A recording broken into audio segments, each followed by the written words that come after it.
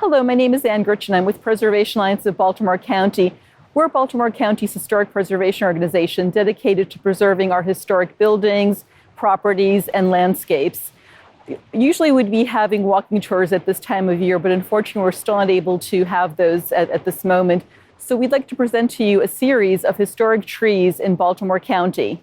People often think of historic preservation as being about buildings, but it's also about our landscape. People have molded our landscape and our plants and trees for millennia, and we'd like to talk about some of those that we have here in our county.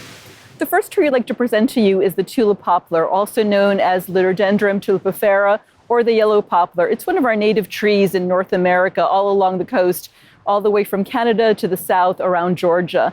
It's one of the few fast-growing trees that's actually long-lived, as well as being host to many moths and butterflies, including the Tiger Swallowtail. We're very grateful to Phoebe Latocha and her family for sharing their tulip poplar with us. Hi, I'm Phoebe Evans Latocha here in the Stoneleigh Historic District. I'm a member of the Baltimore County Landmarks Preservation Commission, as well as active in the Green Towson Alliance. I'm here as part of the Preservation Alliance of Baltimore County's Historic Tree Series.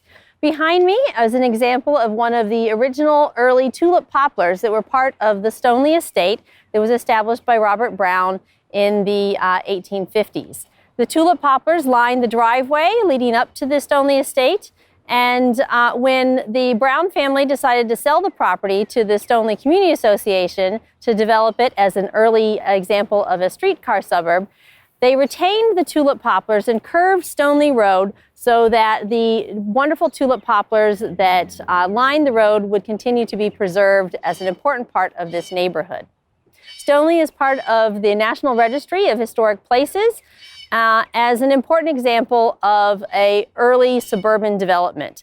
And our trees add so much to the ambiance and were an early selling point in this neighborhood in the 1920s and continue to be an important part of adding value to our neighborhood 100 years later.